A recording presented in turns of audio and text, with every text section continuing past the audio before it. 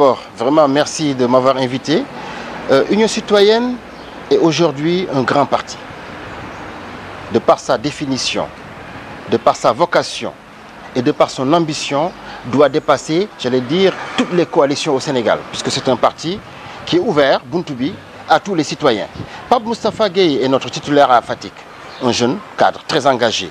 C'est un citoyen compétent et qui aime son pays, qui est patriote et qui va s'alancer avec nous. D'ailleurs, ce n'est pas que Fatick, c'est tous les départements du Sénégal, puisque notre parti va investir l'ensemble des départements. Oui, nous sommes d'accord avec lui, bien entendu. Union citoyenne, aujourd'hui, veut incarner une nouvelle façon de faire de la politique.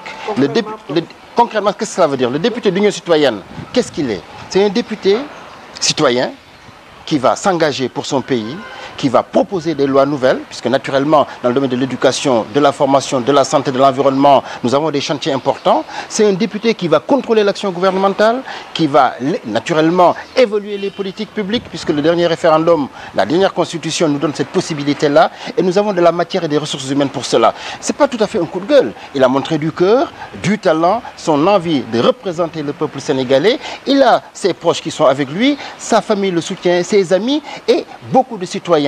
Ce n'est pas que Fatick, c'est tout le Sénégal et au niveau de la diaspora.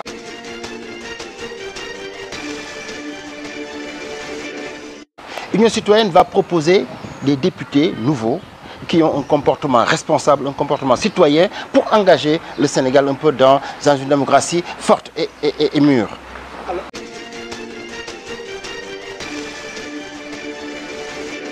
Alors, Théodore Chérif Monteil, qui est le numéro 2 du parti, qui est le directeur national opérationnel, j'allais dire éminent membre fondateur, il a participé à tous les combats électoraux. Il a même battu campagne en 2012 pour le président Macky Sall. Il s'est occupé un peu du pôle élection. C'est un, j'allais dire, un cadre compétent, ouvert, qui a un fief. C'est une personne qui est originaire de Kaolack et qui va diriger un peu la liste nationale. Mais aujourd'hui, ce n'est pas que Théodore. C'est un ensemble de citoyens dans les 45 départements et au niveau de la diaspora. C'est une liste en fait citoyenne qu'il faut mettre en avant. Donc, naturellement, moi je serai là aussi avec eux pour pousser. Ce que nous voulons dire au Sénégal, c'est très clair. Nous avons 6 millions d'inscrits. Dans les 6 millions d'inscrits, il y a à peu près 2 millions qui votent d'habitude. Union citoyenne va aller chercher les 4 millions, qu'on appelle les primo-votants ou les gens qui n'ont jamais voté. Et justement, avec ce potentiel électoral-là, Union citoyenne va revenir sur sa vocation d'être, j'allais dire, l'organisation politique la plus forte du Sénégal. Et ça, c'est notre ambition et nous y travaillons depuis plusieurs années. Union citoyenne est un parti mature. Nous avons plus de 10 ans d'exercice aujourd'hui. Nous avons accompagné des coalitions, nous avons accompagné le président, nous nous sommes battus contre Ouad à l'époque. Aujourd'hui, nous voulons jouer un rôle essentiel dans notre démocratie.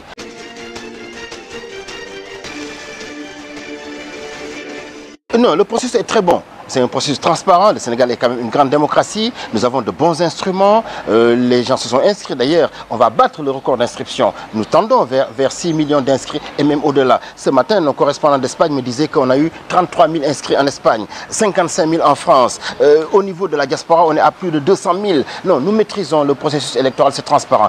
Les élections au Sénégal, j'allais dire, sont forcément transparentes. Et ça, je pense qu'il faut saluer le gouvernement et le président de la République pour cela. Mais ce que nous voulons dire au niveau de l'Union citoyenne, c'est un message différent.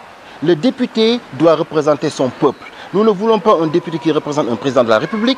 Nous ne voulons pas d'un député qui représente un clan. Nous ne voulons pas d'un député qui représente un parti politique. Nous voulons un député qui j'allais dire, est là pour l'ensemble des populations, pour l'ensemble des citoyens. Et c'est ça notre vocation. D'ailleurs, c'est pour ça, j'insiste là-dessus. Notre ambition, c'est de devenir la première force politique du Sénégal. Et ça, nous ne sommes pas des idéalistes. Hein. Forcément, on ne rêve pas. C'est possible. Notre travail de terrain nous le montre. Et nous appelons tous les citoyens. Buntoubi, pourquoi?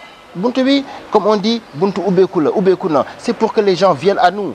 Viennent travailler pour le Sénégal avec engagement, avec détermination, avec patriotisme. Et justement, un dernier point là-dessus. Vous savez, quand vous avez 4 millions de personnes qui ne votent pas, c'est 2 tiers des électeurs. Et quand vous avez 2 tiers des électeurs, quand vous allez à la conquête de ces 2 tiers, vous avez un formidable vivier pour représenter. Et toutes les organisations, on le voit d'ailleurs, une organisation politique, un parti politique, c'est comme n'importe quelle organisation. On la crée. lancement, croissance, maturité et déclin. Et nous voyons aujourd'hui quand même, en termes de composition politique, que toutes les formations politiques classiques sont en train de décliner, sont en phase de déclin. L'Union citoyenne, ce n'est pas son cas. L'Union citoyenne est créée depuis 10 ans, a dépassé sa phase de lancement avec des résultats au niveau électoral. Nous en sommes à la phase de maturité. Voilà pourquoi nous allons aux élections seuls avec Buntubi.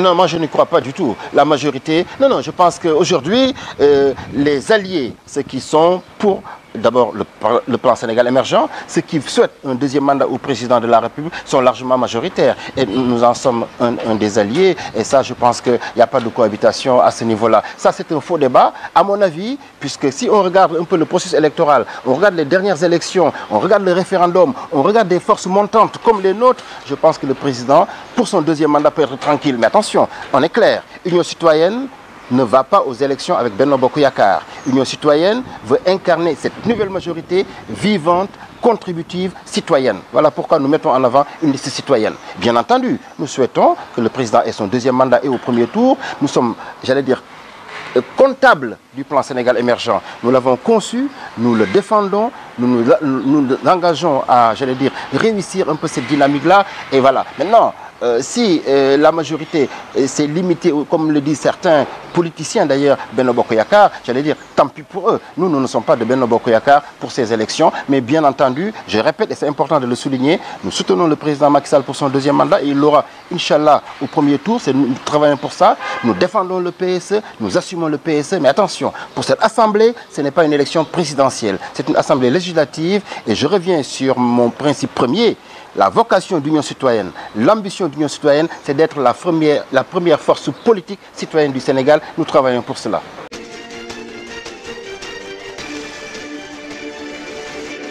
Oui, non, honnêtement, moi je ne suis pas très à l'aise pour parler de ces choses-là parce que, vous savez, moi quand je parle du Sénégal, ça dépasse les personnes. Khalifa, Ibrahima, Demba, non, nous on est au-dessus de tout cela. Maintenant, il faut quand même qu'on soit clair. Les acteurs politiques, les dirigeants, les autorités, doivent rendre compte de leur gestion. Bien entendu, je ne suis pas au fait du dossier, je ne l'ai pas regardé, ça ne m'a pas particulièrement intéressé, mais le principe est valable pour tous. Opposition comme pouvoir, nous devrons rendre compte. Nous gérons des deniers publics, nous gérons les ressources publiques, nous devons rendre compte. Et d'ailleurs, notre assemblée, l'assemblée que nous souhaitons à partir de 2017, va être tellement transparente en termes d'outils de gestion, en termes de table de bord, en termes de gestion budgétaire. Nous allons proposer que les budgets soient en ligne, que chaque fois qu'il y a un franc dépensé, qu'on puisse savoir où est-ce qu'il est parti, qui l'a reçu et dans quelles conditions. Maintenant, sur l'affaire Khalifa Sall, pour dire que je ne fuis pas votre question, je pense qu'il faut qu'il rende compte. La justice suit son cours, il faudrait respecter les droits de la défense et il faudrait aller très loin. S'il a géré l'argent public, il faut qu'il rende compte.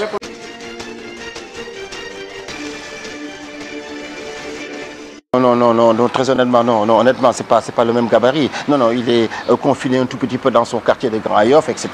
Il est dans un parti déjà divisé et problématique. Non, aujourd'hui, si vous voulez parler politique politicienne, je ne vous suivrai pas là-dessus, mais je dis non. Aujourd'hui, nous, j'allais dire de la majorité vivante, de la majorité citoyenne, on ne considère pas Khalifa comme un adversaire particulièrement important. Et d'ailleurs, il hérite quand même d'un parti socialiste problématique. L'ambition du parti socialiste, au départ, il faut quand même en parler, le parti socialiste a manqué énormément d'ambition pour le Sénégal. Voilà pourquoi d'ailleurs ils ont été balayés en 2000. Ma foi, on ne peut pas refaire du neuf avec du vieux.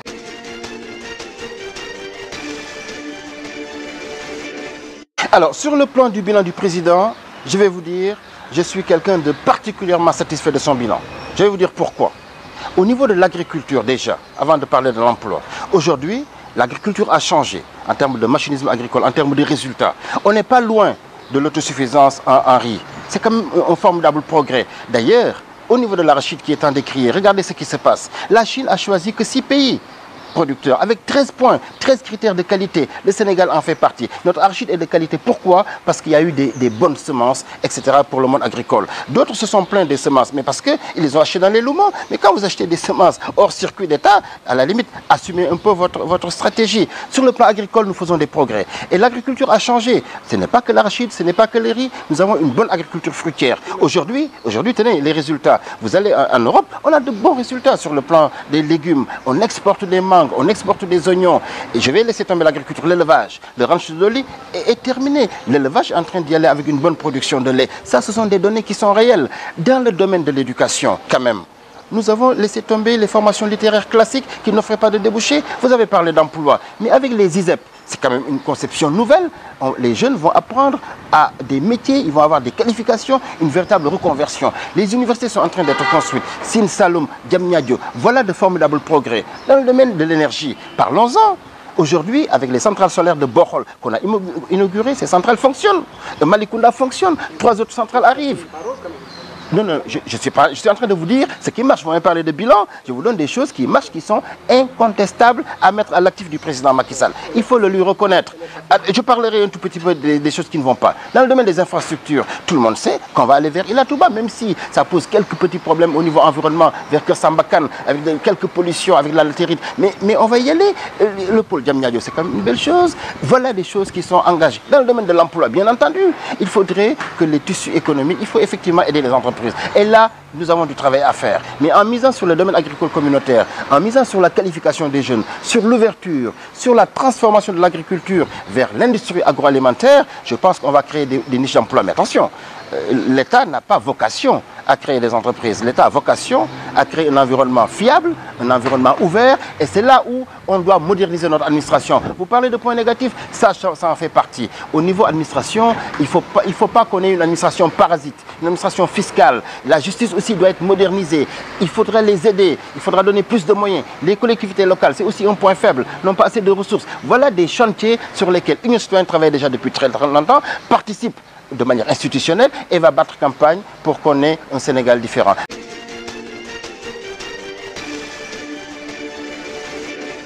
Oui, moi je peux parler de l'actuel Conseil économique, social et environnemental puisque je le vis de l'intérieur en tant que membre du bureau et acteur. Le Conseil économique est une belle institution consultative. Qu'est-ce que nous apportons? Vous savez, nous, loin du brouhaha politicien, nous sommes sereins. Nous travaillons nous faisons beaucoup d'auditions avec des experts. Toutes les politiques publiques, nous les étudions, nous les analysons, nous recevons les ministres, les acteurs et nous proposons des avis et des conseils à l'exécutif. Et ça, c'est formidable. Vous savez, quand on prend le temps de la réflexion, éducation, j'allais dire santé, élevage, énergie, politique publique, dialogue social, nous avons un formidable creuset. Et en plus, c'est une institution représentative. Vous savez, la consultation est importante. D'abord, par le niveau de réflexion, la qualité des débats. Et nous livrons, notre métier s'arrête là. Maintenant, pourquoi les gens disent que le conseil n'est pas utile? Mais parce que les gens ne savent pas, effectivement. Voilà pourquoi on a fait les journées portes ouvertes, pour s'ouvrir aux citoyens, écouter les citoyens, être un formidable conseiller pour les pouvoirs publics. Et voilà pourquoi on a réussi un peu la deuxième édition des journées portes ouvertes. En plus, nous avons travaillé sur un thème intéressant, parce que tout le monde parle du pétrole et du gaz. Il y a beaucoup de fantasmes, il y a beaucoup de bruit, il y a beaucoup de suspicions, mais c'était important, j'allais d'ouvrir nos portes aux citoyens et aux organisations civiles, la société civile. Ils sont tous venus nombreux, nous poser des questions, regarder notre production, regarder nos travaux. Et d'ailleurs, le bilan a été très satisfaisant. Qu'est-ce qu'ils ont dit? Ils ont dit, mais bravo, vous êtes utile à la République. Et le Conseil économique et social est une institution utile à notre État, utile à toutes les démocraties. Et ça, c'est important qu'on en parle. D'ailleurs, vous m'offrez l'occasion d'en parler et de féliciter notre présidente, Mme Aminata Tall, qui joue un rôle extraordinaire en termes de leadership. Et d'ailleurs, il y a d'autres pays qui n'ont pas encore de conseil, qui souhaitent avoir un conseil économique, social et environnemental. Et nous avons reçu la Côte d'Ivoire, qui a beaucoup travaillé avec le modèle sénégalais.